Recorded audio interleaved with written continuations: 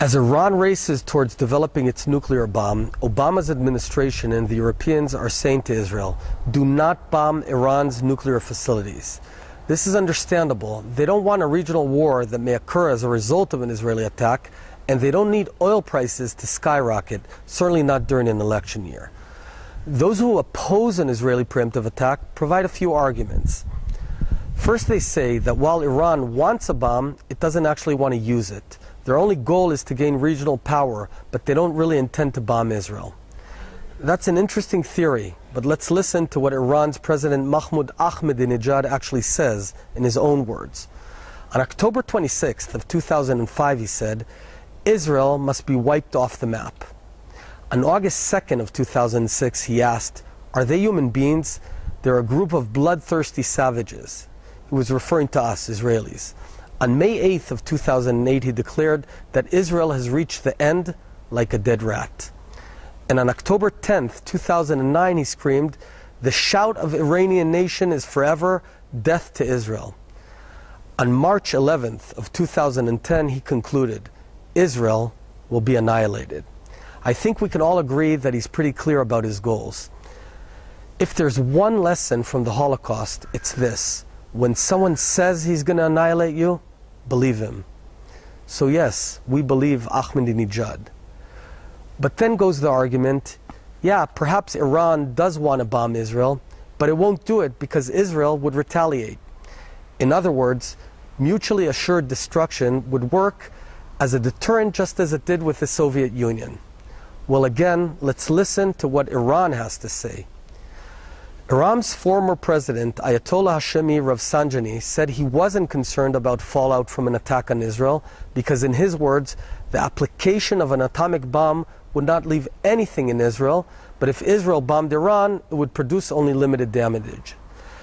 And he goes on explaining, Israel is much smaller than Iran in landmass and therefore far more vulnerable to a nuclear attack. You see, since Iran has 70 million people, and Israel only has 7 million, Rafsanjani believes Iran could survive an exchange of nuclear bombs while Israel would be annihilated. But it actually goes a bit further. According to Iran's radical religion, at the end of time there's going to be general and total destruction, a sort of Armageddon. People with this fanatic mindset actually want to die as martyrs, so you can't really threaten them with death. But then goes the argument, as the New York Times said last week, even if Israel did bomb Iran, it would only set its nuclear program back for a few years. So what's the point? Well, come on. When somebody's pointing a gun at you and he's about to press the trigger, then stopping him for just a few years is a pretty good deal. And during those few years, we'd have many new opportunities to solve this problem altogether. But if, on the other hand, they do get a nuclear bomb, that's it. There's no way back.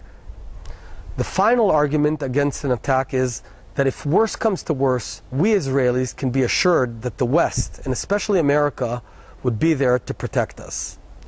Well, somehow that's a bit hard for us to believe. Let's take a look at Israel's short history. In 1948, during Israel's War of Independence, we were invaded by 5 Arab armies, and we were very low on weapons and ammunition.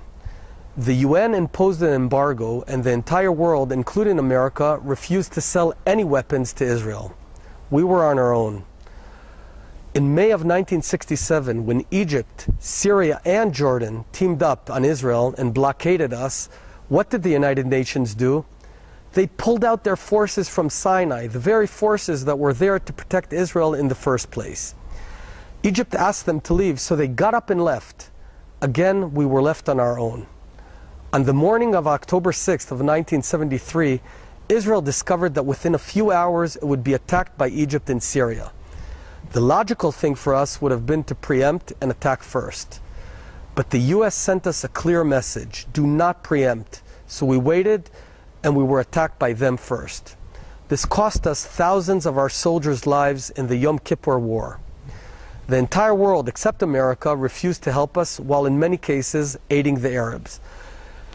So it's pretty clear that when push comes to shove, we aren't on our own.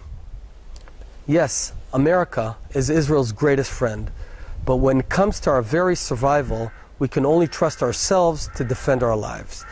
So what we ask our best friend America is to help us and the entire world to stop this global threat.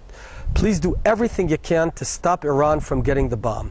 But if you're not going to do it, please, please don't stand in our way.